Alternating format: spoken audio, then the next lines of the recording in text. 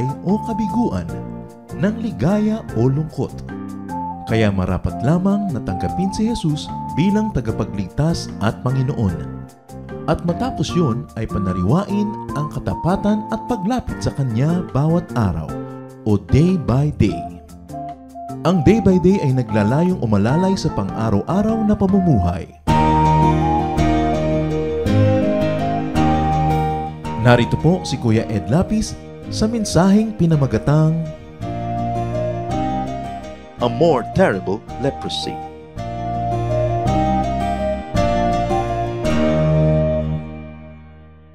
Isa sa mga kinatatakutan na sakit noon at hanggang ngayon naman, ang ketong or leprosy. Leprosy was incurable, it was dreaded, it was a very terrible disease. But what else can be worse than leprosy? Meron pa kayang hihigit pa dito at meron pang mas hindi dapat na dumapo sa isang tao? Ito po ang pamagat ng ating pag-aaral ngayon, A More Terrible Leprosy. Salamat po, Amang Diyos, sapagkat kayo ay patuloy na nagbibigay sa amin ng buhay. Salamat po sa pag-iingat niyo sa amin. Ilalayo niyo kami sa mga sakuna. Binibigyan niyo po kami ng aming mga kinakain at mga kailangan. Minamahal niyo po kami, Panginoon, tinuturuan, inaakay sa matuwid na landas. Salamat sa naging pag-iingat niyo sa lahat ng naglakbay mula pa sa malalayo, maging sa malalapit man. Salamat po sa pagdadagdag niyo ng isang araw ng pahiram na buhay sa amin. Salamat sa lahat ng aming mga tinatamasa mula sa iyong kabutihan, Panginoon.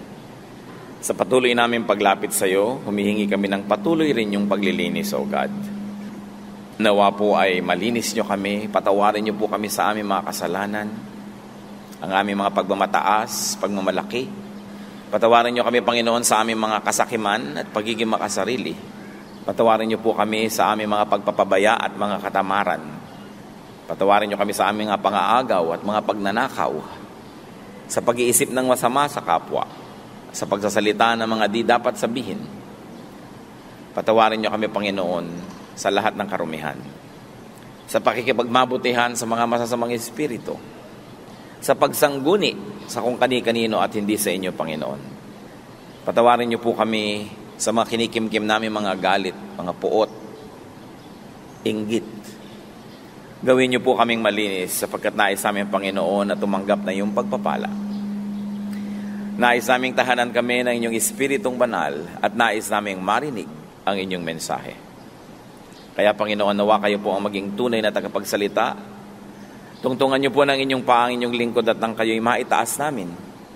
Gamitin niyo lang po ang inyong abang lingkod na kasangkapan. Subalit kayo ang maging tunay na tagapagsalita.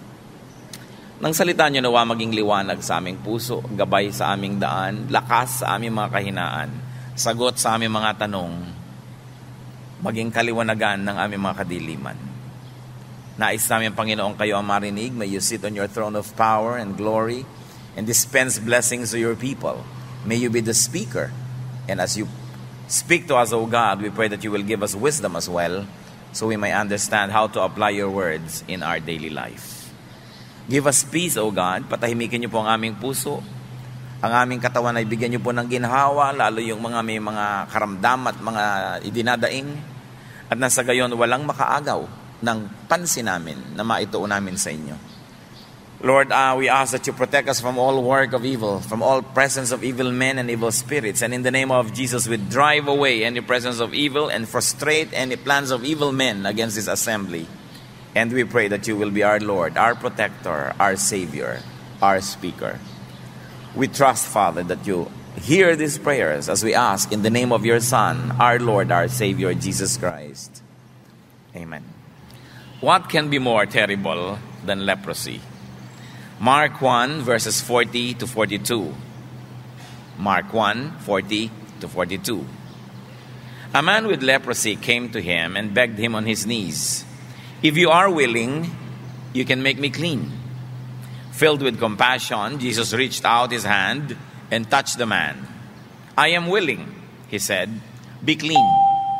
Immediately, the leprosy left him and he was cured. Napakaraming beses na po nating nabasa, nadinig, napag-usapan ng kwentong ito, Subalit hindi maubos-ubusan ang salita ng Diyos ng mga mensahe para sa atin, maski pa nga paulit-ulitin ang pagbabasa nito. What can we see here? First of all, let's take a look at God's softness of heart. Malambot ang puso ng Diyos sa mga nananalig at sa mga tumatawag sa Kanya. The Lord was filled with compassion for the leper. Ito pong compassion, awa, habag, isang uri ng pakiramdam, damdamin na nasa loob lamang. It's inward, therefore nasa loob. At ano ang tumawag ng ganitong uri ng pansin, ng awa ng Panginoon patungo dito sa taong ito? Siya po ay lumuhod, humingi ng habag, nanalig sa Panginoon at nanalig na kung iibigin ng Panginoon at siya'y pagalingin, ay gagaling nga siya. So he begged on his knees, believed in the power of Jesus, and believed in the power of Jesus' will. Sabi niya, if you are willing, you can make me clean. And so the Lord touched the unclean man. Ipinagbabawal po ng kanilang mga batas at kaugalian na hipuin ang taong may ketong. Sa katunayan ng taong mayroong leprosy, malayo pa lang siya ay sumisigaw na siya ng unclean, unclean, marumi ako, layuan ako, marumi ako. At nasa gayon ay ang tao ay malalamang dapat silang lumayo. Subalit ang Panginoon ay hindi lang lumayo, lumapit pa at hindi lang lumapit, hinawakan niya ang bahagi ng katawan na ito ng ketongin. Kung sa kamay, kung sa ulo, hindi sinabi, but the Lord touched the unclean man. So it was outward. Kung ano ang nadama ng Panginoon sa kanyang loob na pagkahabag, ginawa din niya sa panglabas. Ibig sabihin, gumawa siya ng isang outward gesture, hinawakan din niya yung tao. Yung loob at labas kasi dapat ay magkapareho. Hindi may niloloob ka, hindi mo naman ginagawa. May intensyon ka mabuti, hindi mo naman ginagawa. Nasa loob lang, kailangan yun nasa loob ay lumabas din. At sa paghipo ng Panginoon dito sa taong ito, He actually went to his level. He leveled with the man. He went to the level of this man. So ano po ang kanyang na-accomplish doon? Una, socially, bumaba po siya sa level ng isang outcast. Nakita niyo po sa India, may mga taong tinatawag na untouchables. Hindi sila dapat na mahipo, hindi dapat lapitan. At maging ang anino nila ay hindi dapat na sumagi sa anino ng mga hindi untouchables. Sila yung pinakahamak at pinakamababa sa lipunan ng India. So untouchable, ganun ka, lalo na ka-untouchable ang isang may ketong. So nakikita po natin yung pagtawid ng Panginoon mula doon sa kanyang kinalalagyan hanggang sa kinalalagyan ng pasyente. At sa paghipo niya na ganun, ay lumipat ang kapangyarihan. Alam niyo po, pag may contact, syempre may osmosis, merong transfer that occurs. Kaya yung maalat na asin, ilagay mo sa matabang na sabaw, ay nagkakalasa yung sabaw. Lumilipat yung lasa ng asin doon. Kaya ganoon din ang Panginoon, asin. Tayo nga'y tinawag na asin ng sanlibutan. E di siya yung A, capital A na asin. May lumilipat na kapangyarihan mula sa kanya patungo doon sa kanyang hinihipo. Kaya yung isang babaeng dinudugo ng maraming taon, nung hipuin man lang niya ang laylayan ng damit ng Panginoon, anong nangyari sa Mark 5:30? At once, Jesus realized that power had gone out from him. May lumabas na kapangyarihan mula sa kanyang katawan at naramdaman niya ito. Kaya sabi niya, who touched me? At sabi ng mga nakapaligid, ang dami-dami pong nagkakamayaw sa ating kapaligiran at hayan at humihipo sa inyo. Itatanong niyo kung sino humipo sa inyo. Ang dami-dami. Kasi yun lang ang kaisa-isang hipo na may pananampalataya at yun lang ang kaisa-isang hipo na lumabas ang kapangyarihan mula sa katawan ni Kristo patungo doon sa nangangailangan. Kaya ramdam na ramdam niya yung kaisa-isang hipo na yon among many. When the Lord touched the body of that man, He went to his level and He also broke from tradition, especially from ceremonial law. What does that teach us? That genuine compassion leads to action. Maraming beses dumadaan tayo sa mga kalsada, nakakita mo yung mga taong putik, taong grasa, naaawa ka, pero may nagawa na ba tayo para doon? Nakikita mo yung mga batang lansangan, kawawa naman sila, pero may ginagawa ba tayo hanggang maawa na lang tayo? Nakikita mo yung mga nakahandusay sa lansangan at doon na nagpalipas ng gabi, dadaan ka ngayon sa kinaumagahan. Anong tingin mo sa kanila? Kalat? O anong tingin mo sa kanila? Kawawa naman. 20 taon na tayong naaawa. Meron na ba tayong nagawa? Action that makes a difference may require touching, going to the level of the needy, being affected, dispensing power. Nabawasan ka dahil nagbigay ka. Katulad ng Panginoon, naramdaman niya na may kapangyarihang lumabas sa kanya at nagpunta doon sa nangangailangan. Ang tunay na habag, dapat handa tayo na mabawasan para mapunan yung kulang na kinahahabagan natin. So action that makes a difference may require breaking away from norms, from convenient ways. Kaya ang Panginoon nagpapagaling ng mga tao maski na nga Sabbath, maski araw ng pagpapahinga at pangiling. At nung siya ay sinisiraan at pinipintasan ng marami mga relihiyosong tao dahil bakit daw siya nagpapagaling? Sabbath. Mark 2:27, then he said to them, the Sabbath was made for man and not man for the Sabbath. So the law, traditions are for man's benefit, not for man's difficulty. Kaya tinitingnan po natin na meron tayo kumisang mga nakakasanayan, mga kaginhawahan na tinatalikuran, iniiwan, maski pansamantala, para tunay na makatulong sa nangangailangan. Very interestingly, the Lord touched His patience. He was a very touching Lord in a loving, powerful, and healing way. Now, another interesting aspect of what happened in this story was that the Lord talked to the leper. Hinipo niya. And then, the Lord declared His willingness to heal him. Sabi kasi nung leper, if you are willing, you can make me clean. Sabi ni Lord, I am willing. So the Lord said the powerful words, commanded the leper to be healed, and declared healing upon this leper. Sabi niya, be clean. The healing was immediate, instantaneous, complete. Hindi na installment yung pagpapagaling, biglaan, agad-agad, at ganap. So you realize here the beauty of Jesus' power. Jesus' power is the power that we need. Now to go on with the story, Mark 1:43-45. Jesus sent him away at once with a strong warning. See that you don't tell this to anyone, but go show yourself to the priest and offer the sacrifices that Moses commanded for your cleansing as a testimony to them. Instead, he went out and began to talk freely, spreading the news. As a result, Jesus could no longer enter a town openly, but stayed outside in lonely places. Yet the people still came to him from everywhere. So matapos, nasabihin ng ketongin na kung iibigin niyo po'y mapapagaling niyo ako. Sabi naman ni Lord, gusto kong pagalingin ka. Sige, magaling ka na ngayon, be clean. Binili na ng Panginoon ang ketongin na ito, huwag na huwag mong maipapamalita kahit kanino ang naganap dito. Tahimik ka lang, ha? Na pinagaling kita.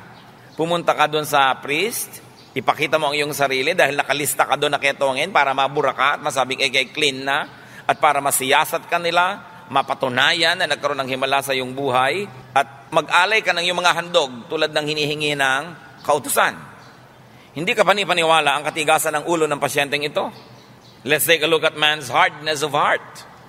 Dahil kanina, tinignan natin yung God's softness of heart. The healing episode could have been a very private and a quiet affair. The man, for all intents and purposes, could have come to him in a private audience. Kasi paano sasabihin ni Lord na huwag ipamalita ako, napakarami naman nakakita. So maaring talagang ito ay isang napakapribadong kaganapan. And the Lord's first wave of words was powerful as the man agreed and submitted to its essence, to its message. Ano po ba yung unang mga bugso ng mga salita ng Panginoon? Yung sabi niya, I can be clean, pinagaling. Napakabakapangyarihan, nagganap agad, gumaling nga ang tao, nagganap ang sinabi ng Panginoon, kasi yung tao sumang-ayon at napasailalim sa sinabi ng Panginoon. Itong second wave ng mga salita ng Panginoon na puro instructive. Sabi, sige, huwag mong ipamalita, number 1. Number 2, pumunta ka sa priest, ipakita mo ang iyong sarili para ma-verify, mapatunayan ang iyong pagkakagaling. At number 3, magdala ka ng offering, mag-offering ka. Yan ang dapat. Ito yung pangalawang grupo, pangalawang bugso ng mga salita ng Panginoon. Magkakaroon pa rin ba ito ng talab? The Lord commanded the healed man to keep the miracle a secret, to show himself to the priest as a testimony. He should have shown himself to the religious authorities to obey the law and the traditions. And of course, to testify to the right audience. Nung araw po kasi, pagka ang isang tao may leprosy, yung priest ang magde-decide, leper ka, outcast ka na, hindi ka pwedeng makipamuhay kasama ng mga walang leprosy, doon ka sa leper colony. Sama-sama kayo ng mga katulad mong may ketong doon sa kuweba, doon sa malalayo. Pero oras na merong, mali naman pala yung diagnosis, magaling naman pala, iba pala naman ang sakit, o hindi naman pala talaga leprosy yun, pupunta siya uli sa priest, sabihin ng priest, wala ka naman palang leprosy, o kaya, gumaling ka, himala. So ngayon, magaling ka na, tatagali ka sa listahan ng mga leper, pwede ka na bumalik sa lipunan. Yun ang dapat nangyari. Nagpunta dapat yung tao sa priest, ipinakita ang kanyang sarili at nagbigay siya ng offering. Subalit, Hindi wala nangyari. Kung anong inilambot-lambot ng puso ng Diyos, siya na may tinigas-tigas ng puso ng tao, unbelievably, the man disobeyed. Kararanas-ranas lang niya ng himala, hando na agad ang tigas ng ulo. Anong ginawa? He went out, he talked freely, spreading the news. Ipinagkalat ang balita at wala man lang kontrol sa sarili. He talked freely. He told nearly everybody. What he should have not done, he did. He talked. What he should have done, he did not. Because he did not show himself to the priests. And what's more, he did not offer sacrifices. Yung hindi ipinapagawa, ginawa. At yung ipinapagawa, hindi ginawa. You see, without man's obedience and cooperation, God's command would not accomplish its purpose. Makapangyarihan ng Diyos, pero binibigyan niya tayo ng free will. Kung yung inuutos niya, hindi natin ginagawa, hindi nagaganap. Pero yung inutos niya, sinabi niya sa man, be clean, sang-ayong-sangayon naman yung taong may sakit at gustong-gusto niya na pasailalim siya sa kapangyarihan ng salitang yon, naganap. Pero yung sinabing, huwag mong gawin at gawin mo, binaligtad niya, hindi naganap ang kalooban ng Diyos. Kayang-kaya ng Diyos sa pagganapin ang kanyang kalooban dahil Diyos siya, pero binigyan niya tayo ng free will. Kaya mga kapatid, sa buhay din natin ngayon, maraming gusto ng Diyos na maganap, hindi nagaganap dahil pagkatigas-tigas ng ulo natin. Gusto ba ng Diyos na magulo ang buhay natin? Gusto ba ng Diyos na tayo may mga sakit? Gusto ba ng Diyos na tayo naghihirap? Gusto ba ng Diyos na tayo nagdurusa? Hindi. Pero ang magandang kalooban ng Diyos hindi nagaganap kadalasan sa katigasan ng ulo natin o katigasan ng ulo ng mga taong malapit sa atin, may influensya at kapangyarihan sa atin, kaya nadadamay tayo. What were the results of disobedience? The man did and the man could not internalize. The man did not and could not internalize the miracle. But hindi niya ma-internalize kasi in-externalize niya. Hindi niya lubos na naunawaan sa kalooban niya at sa kaloob-looban ng puso niya kasi hindi siya doon na malagi siya sa labas. Inilabas niya yung kwento, inilabas niya yung salita, yung katotohanan nangyari sa kanya sa halip na pagbulay-bulayan muna niya sa kanya lang, inilabas agad. Wala nang natira sa kanya. He never realized it. Therefore, he was not able to obey God. Yung mga kamangha-mangha pong bagay na nangyayari, may mga ganyang bagay na mas mainam sinasarili, mas mainam na ini-internalize, binagbubulay-bulayan, iniisip. Nakita niyo po si Mary, the earthly mother of the Lord. Kadalagang tao, nagdalang tao, nanganak. Maraming kamangha-manghang bagay ang nangyari. Kinausap ng anghel. Idinaldal ba niya ito? Hindi. Sabi sa Luke 2:19, Mary treasured up all these things and pondered them in her heart. Maraming mga banal na bagay, pag ipinamalita mo, nawawala na ng halaga. Maraming magagandang damdamin, pag lagi mong sinasabi, nawawala ng halaga. Maraming mabubuting gawa, pag lagi mong ipinagbabalita at ipinagkukukwento, nawawala ng halaga. Lalo't kung yun ay sarili mong mga mabubuting gawa, tas ikaw din yung palakwento, nawawala ng halaga. Kaya nakita niyo yung sinarili ni Mary ang kanyang mga nalaman, nakita, nadinig. Masyadong banal para ipagkalat. Too divine. Too holy to be vulgarized, to be shared with people who will never understand it anyway. Sa tunay na buhay po at sa buhay nung nangyari doon sa may ari ng kasaysayan na ito, what can we realize here? Many people are unable to internalize spiritually. They are not able to internalize God's power because they go for loud public displays. Maging sa atin pong mga mabubuting gawa, sa ating pananalangin, pagtulong sa mga mahihirap at mga mahihina, pag lagi natin itong ipinagkukwento, ipinaghahalandakan, ina-announce, nawawalan ng halaga. Kaya sa panalangin, ano po ang utos at turo ng Panginoon sa Matthew 6:6? When you pray, go into your room, close the door, and pray to your Father who is unseen. Then your Father who sees what is done in secret will reward you. Gusto mong manalangin? Magkulong ka sa iyong silid. Kung wala kang silid, magtago ka sa likod ng puno, ng dahon, ng kortina. Manahimik ka. At kung sobrang maraming tao, walang privacy, pumikit ka lang, may privacy ka na. Yan ang prinsipyo ng mga Hapones. Yumuko ka lang, may privacy ka na. Kaya tayo yumuyuko at pumipikit pag nananalangin. Sabi ganoon. At yung nakikita ng Panginoon na lihim mong pananalangin, yan ay kanyang bibigyan ng gantimpala. Subalit yung nagdadasal ka, nakita ka na ng lahat, nagkaroon ka na ng kapurihang madadasalin, meron ka pang award of the year, pinakamadasalin, kinilala ka na, sinelebrate ka na ng tao, sabi niya, wala ka ng premyo sa Diyos. Kasi alangan namang doble-doble premyo. Napremyohan ka na ng tao, pepremyohan ka pa ng Diyos. Kaya maging sa paggawa ng mabuti, anong sabi sa Matthew 6:3-4? When you give to the needy, do not let your left hand know what your right hand is doing, so that your giving may be in secret.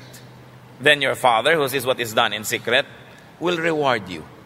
Pati pagtulong sa mga mahihirap at mga kapuspala at paglagi ka nalang napuri ng tao dahil pinamamalita mo at ipinapakita pa, wala ka ng puring aasahan mula sa langit. Wala ka ng gantimpala mula sa Diyos. Nakita po natin kung paano pinahahalagahan yung pagiging tahimik lamang, yung pagiging mahinahon at hindi lagi na lamang na nagkakandara pa na magbalita kung kani-kanino. Na tahimik, payapa ang puso, sinasarili ang mga banal na bagay. So, what else happened? What were the results of the disobedience? First of all, we said that the man could not internalize the miracle. He was the biggest loser here. And then the people also were losers because the people had an imbalanced perception of Jesus. Ang naging tingin lang ng tao kay Jesus, healer. Halos ang tingin sa kanya ng iba, magician. Therefore, there was a hysterical reaction. Ano po ang sabi ng Bible? The man, the Son of God, the Son of Man, Jesus came to seek and to save the lost.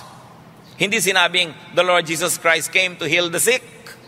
Ito yung Panginoon na ilalabas, ang kanya pong layunin ay magturo ng salita ng Diyos, magturo ng daan patungo sa kalangitan at sa kaligtasan. Subalit, sa dami ng may sakit na nagkalat kahit saan na lang, at sa kahirapan ng buhay na hindi sila makakayang tumustos para sa pagpapagamot, at sa kakulangan din ng kaalaman ng tao sa medisina, anong gano'n nangyari po? Kinailangan na ang Panginoon ay madalas magpagaling ng mga may sakit.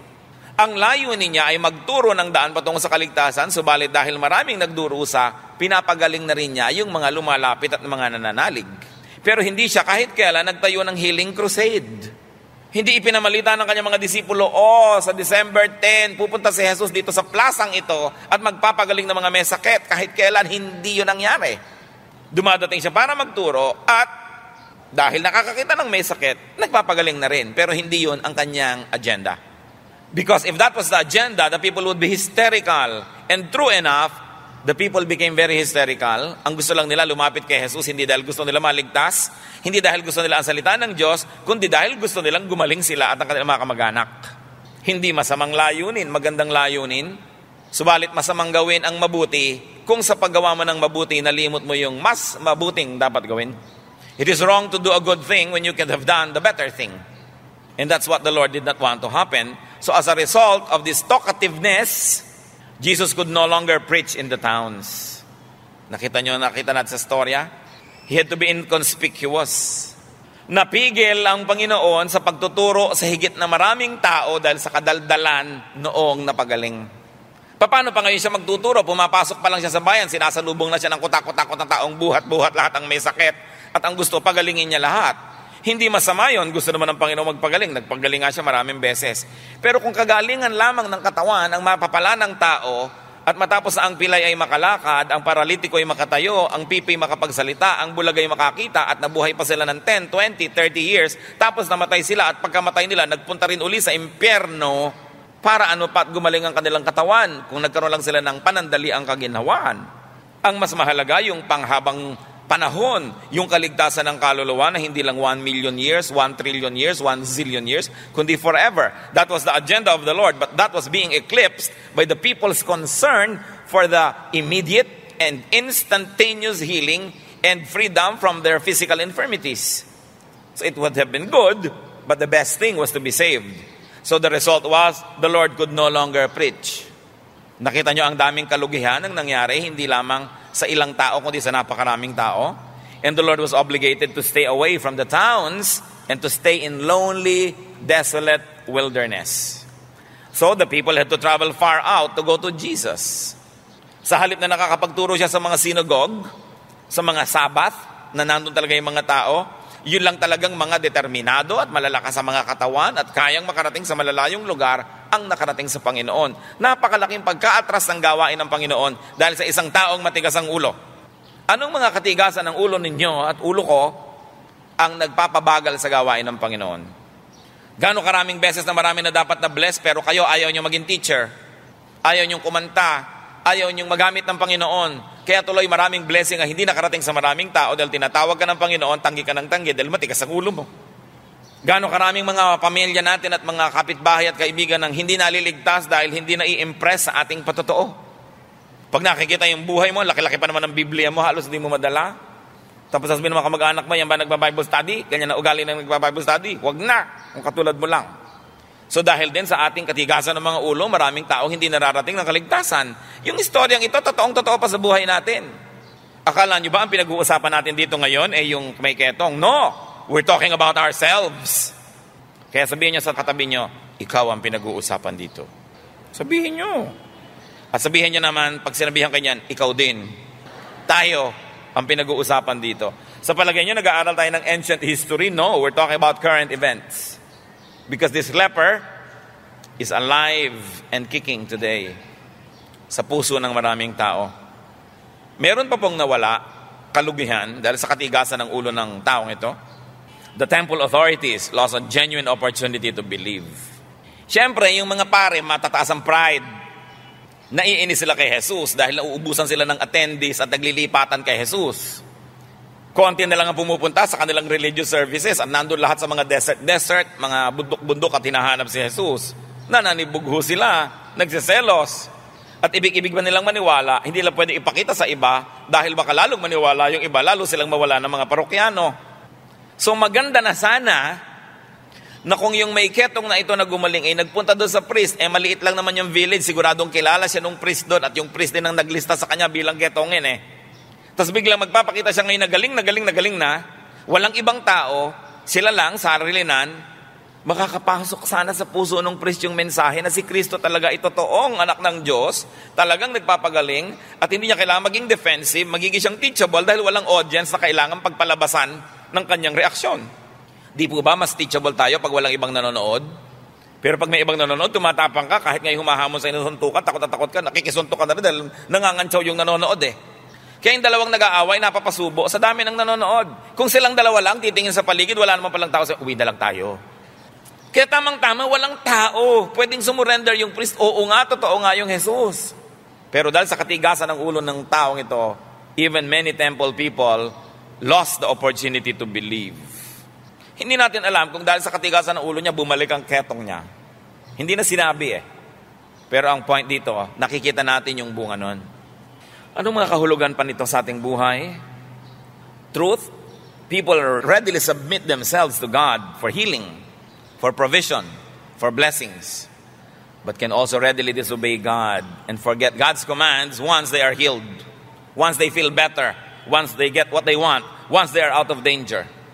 Pag may sakit, nasa panganib, may hirap, naku, napakataimtim manalangin. Pero oras na napagaling na, oras na naibigay na ang gusto, guminhawa na, nalilimutan ng Diyos. People do not understand the chain of reaction of many negative events caused by their disobedience to God. Tayo kaya ang leper na ito na pinag-uusapan? Maaari. Maraming anyo, maraming hugis ngayon ang leprosy. Hindi na lang yan yung kumakapit sa balat at buto. Ang mas masahol na keto ngayon ay yung kumakapit sa kaluluwa ng tao. Kung tayo po yung leper, kung tayo yung merong spiritual leprosy, our sins separate us from the godly, from our families, from the good people. Our sins make us unclean. Seek God's healing. Seek God's spiritual healing, especially. Yung si Jesus, na nagpagaling doon sa may ketong na yon, si Jesus pa rin ngayon, di naiiba.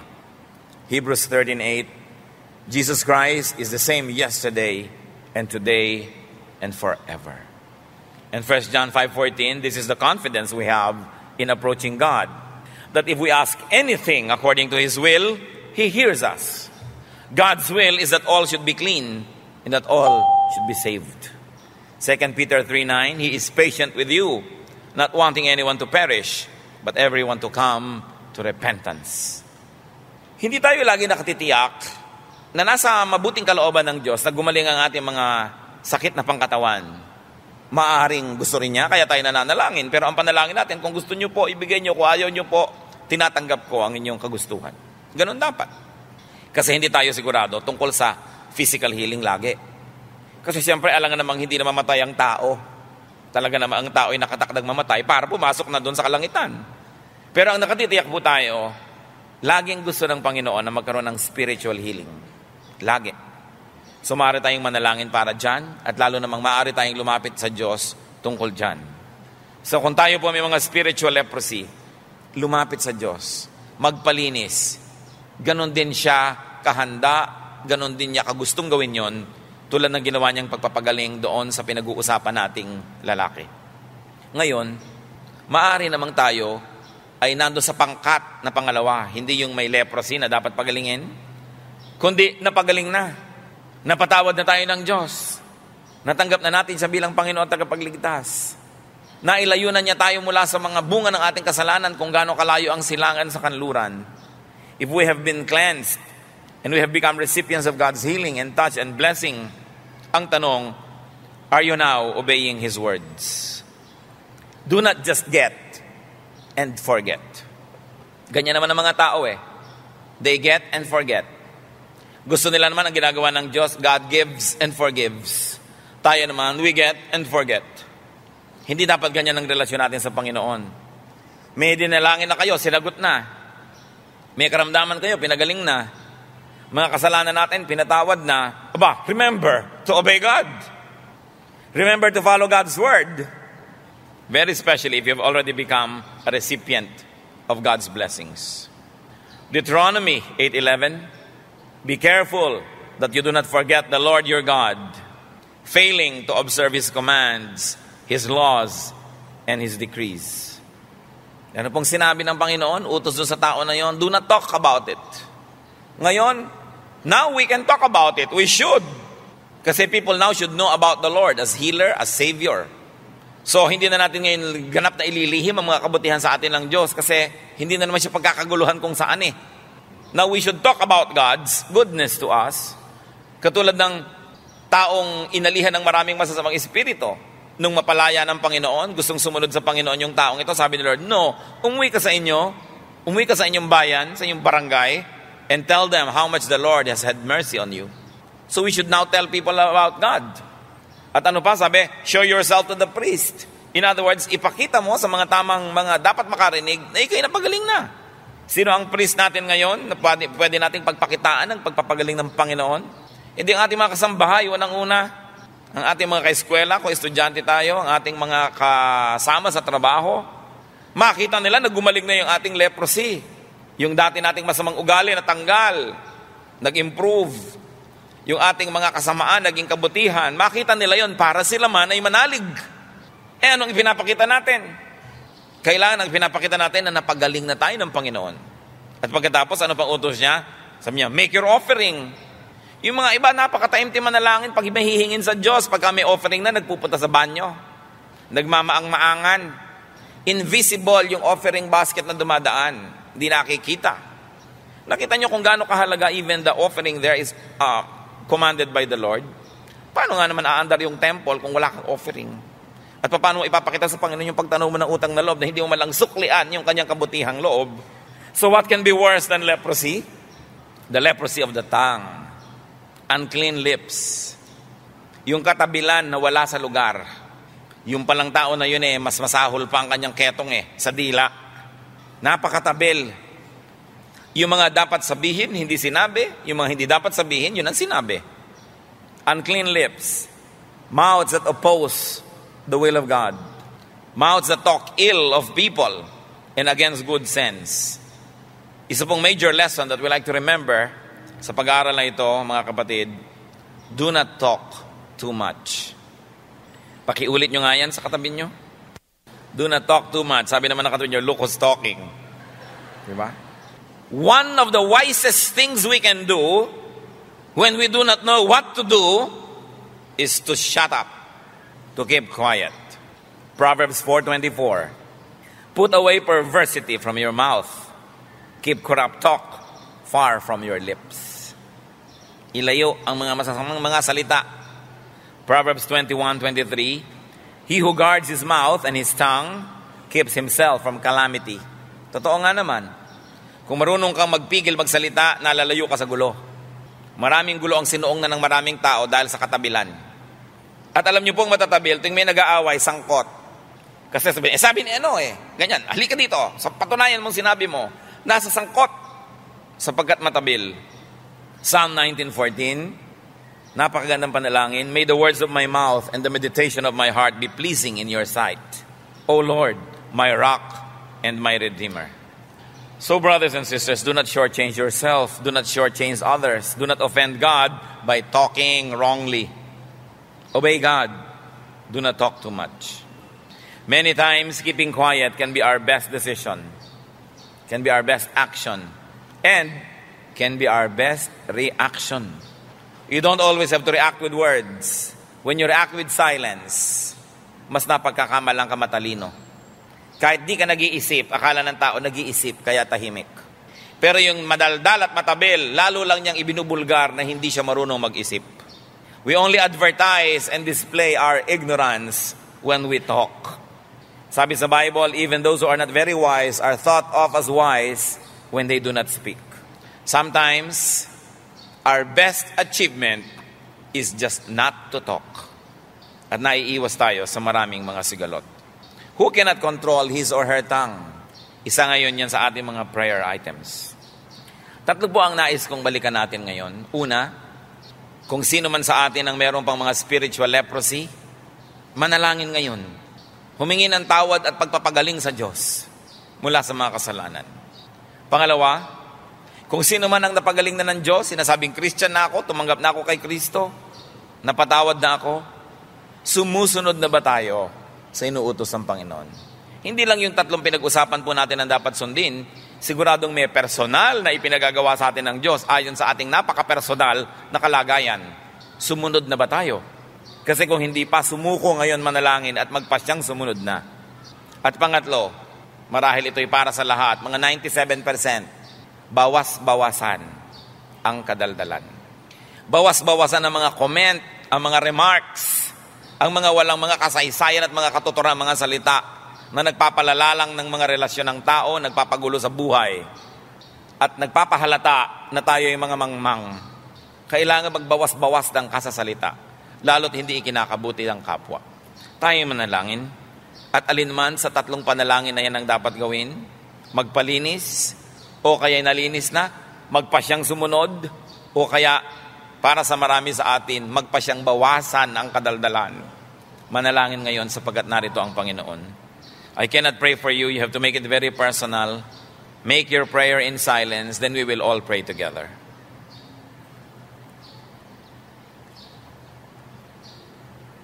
Salamat po aming Diyos sapagkat maaari kaming lumapit. Ano man ang idinalangin ng mga kapatiran, mga panauhin, mga kaibigang narito ngayon. Nawa, Panginoon, ang iyong kapangyarihan ng kumilos sa aming buhay. Igawad mo ang paglilinis, Panginoon, pagpapatawad sa mga nanalangin ng ganito. Igawad mo ang kapangyarihan, Panginoon, sa mga nagpasyang sumunod, sa mga bahagi ng buhay na hindi pa nagiging masunurin sa inyo. At sa lahat sa amin, lahat kami, turuan mo, Panginoon, kung paano kokontrolin ang aming mga bibig.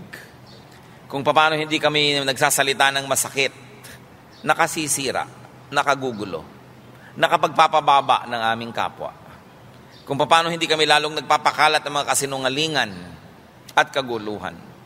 Hipuin niyo po ang aming labi. Hipuin niyo po ang aming buhay. At nang sa gayon, physical leprosy, emotional leprosy, spiritual leprosy will not be found among us. But what can be found, Lord, is your healing power and your peace and your excellence.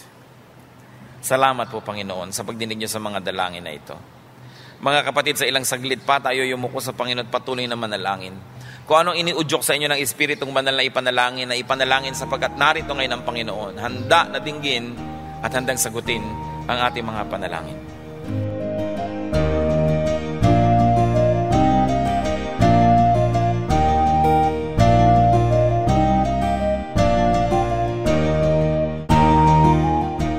Ang katatapos pong mensahe ni Kuya Ed Lapiz ay pinamagatang A More Terrible Leprosy.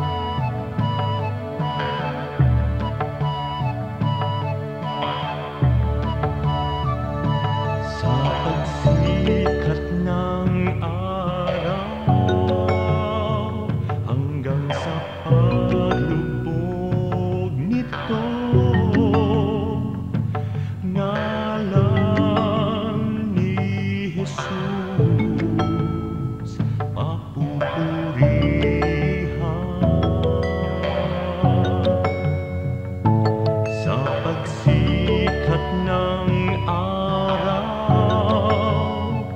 hanggang sa paglubog nito, ngalan ni Jesus papupurihan.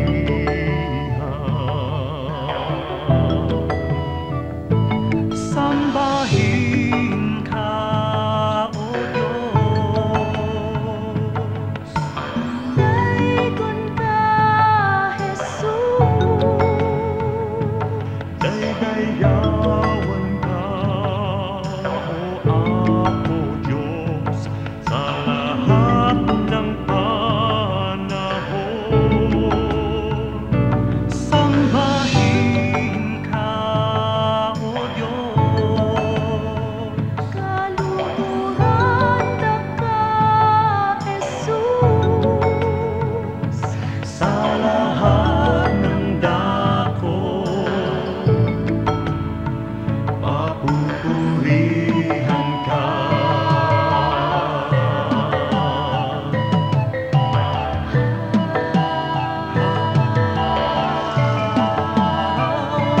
Sa pagsikat ng araw hanggang sa paglubog nito,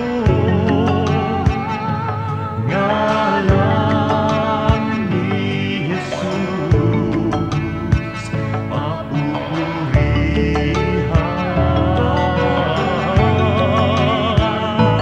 Sa pagsikat ng araw hanggang sa paglubog nito, ngalan ni Jesus papupurihan.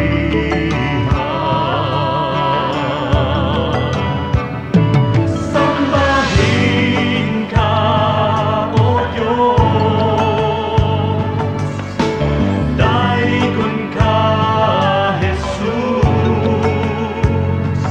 daydayawan ka, O Apo Diyos, sa lahat ng panahon. Sambahin ka, O Diyos, kaluhuran ka, Jesus, sa lahat ng dako, papupurihan ka.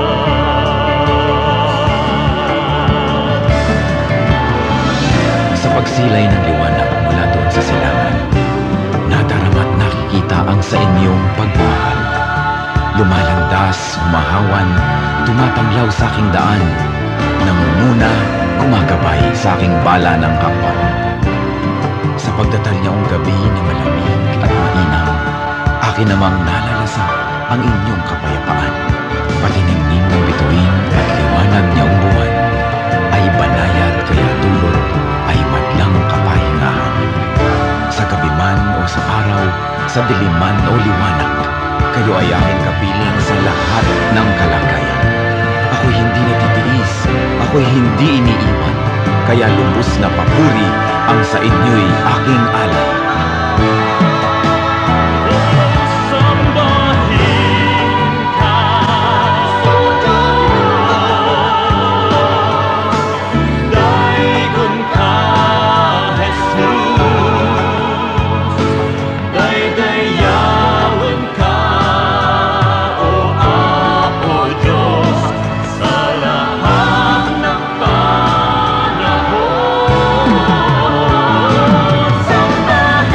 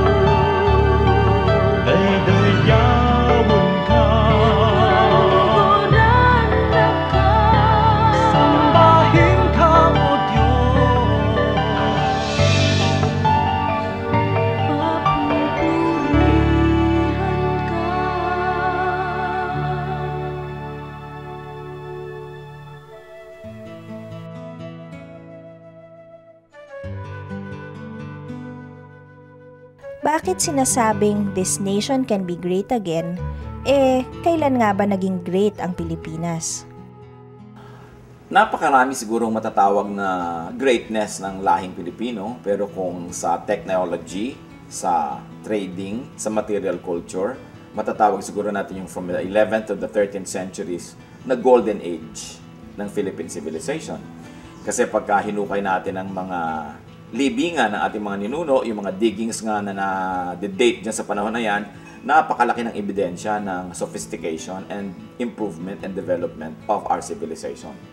Metal craft, halimbawa, yung mga paghahabi, pottery, bagamat maraming imported from China and the other countries, it only means that we are vigorously trading with these people. So isa yan na matatawag na golden age. Yung pagsisimula at paglago ng Ifugao Rice Terraces is a golden age, no, in terms of community work or public work, if you might call it. Yung ating pagtayo laban sa Espanya, sa ating himagsikang Filipino noong 1896, at ang pagwawagi at ang deklarasyon ng independensya noong June 12, 1898, ang pagsulat ng konstitusyon sa Malolos, nakauna-unahang konstitusyon ng isang republika sa buong Asya. These are high water marks of a civilization.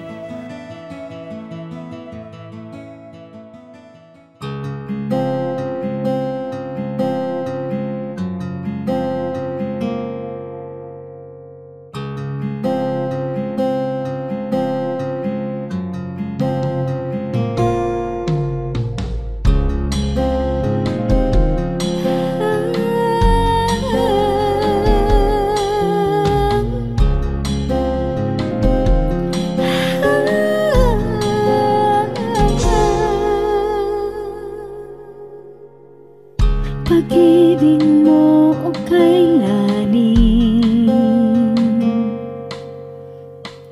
sukat man lumayo'y mahal pa rin.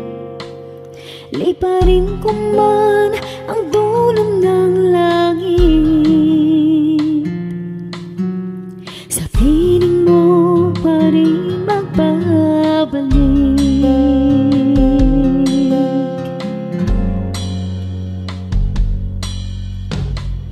Kahit minsa'y magkasala, bakit tinuturing pa rin danan? O Jesus, kayo nag-alay ng buhay, katwiran niyong aking tinataglan.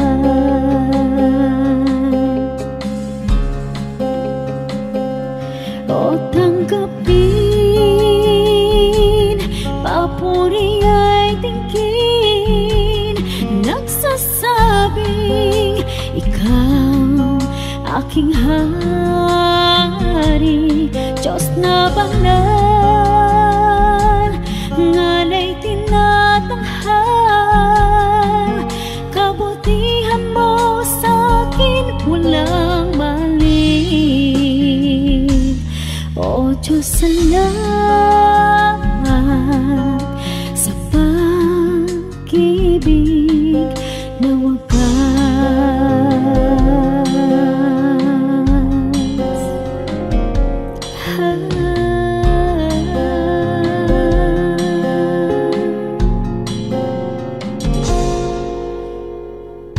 Laging laman itong isip, ngalan ko sa palad mo inukit. Walang sino mang maaring magwalan, kaligtasang ikaw ang nagpikat.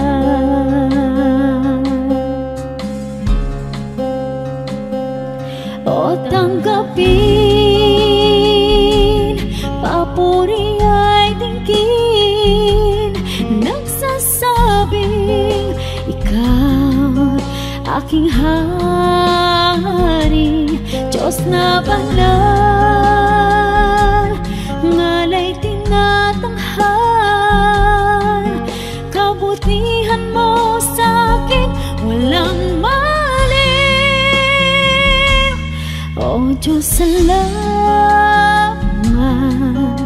sa pag-ibig na wagas.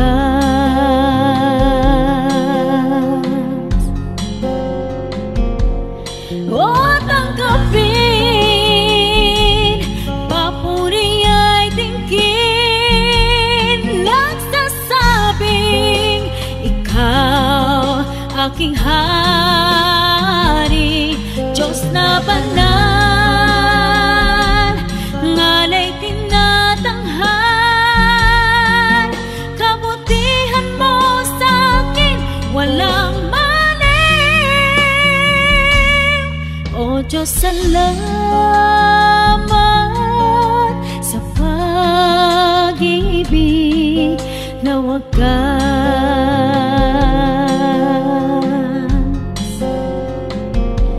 O Diyos, salamat